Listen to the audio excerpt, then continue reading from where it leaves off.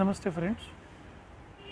एक बार एक सांप होटल के बगल में बिल में था और फिर वो बाहर निकल के जब ये आया तब उसको रास्ता नहीं मिला था और होटल के अंदर चला गया।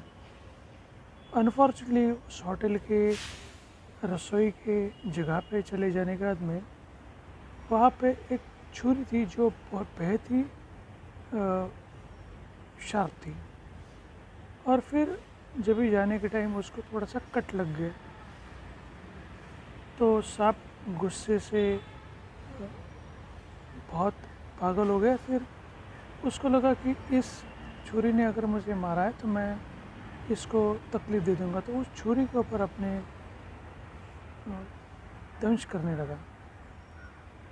अनफॉर्चुनेटली जैसे वो दंश करने लगा तो उसको और तकलीफ़ हो गई और उसको और खून निकल गया।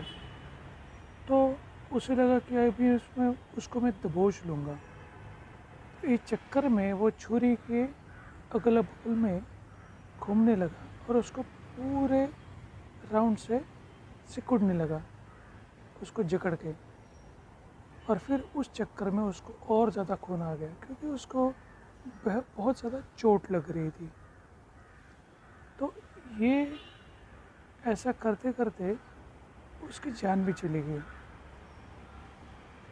हम लाइफ में कई बार ऐसे ही टाइप के एक्शन लेते हैं जब हमें कभी कभी गुस्सा आ जाता है किसी के ऊपर। टेम्परी आना ठीक है, या किसके ऊपर जेलसी होना ह्यूमन बीइंग का नेचर है, तो टेम्परी होना ठीक है। लेकिन अगर हम उस चीज़ के पीछे ही पड़ जाते हैं गुस्से से, उसके ऊपर उसको सज़ा दिलाने के लिए हम उल्टे सीधे काम करने जब लगते हैं तो उस इंसान को तकलीफ़ होने से ज़्यादा हमें तकलीफ़ हो जाती है। तो हमें ये ध्यान में रखना चाहिए कि दूसरों को तकलीफ़ देने से पहले आप ये सोचिए कि उससे हमें कुछ तकलीफ़ हो सकती है।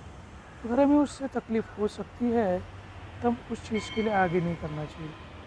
ध्यान में रहे, every action has an equal and opposite reaction, वो हमें प्रॉब्लम आने ही वाला है। तो इससे थोड़े सावधान रहिए। अपने गुस्से को 5 मिनट 10 मिनट तक रखना ठीक बात है, लेकिन उस गुस्से के चक्कर में ज़्यादा तकलीफ़ देने में हमें ज़्यादा नुकसान हो जाता है। थैंक यू ये चीज़ सुनने के लिए, समझने के लिए। आपका दिन शुभ हो। Have a happy and healthy day. Thanks and bye for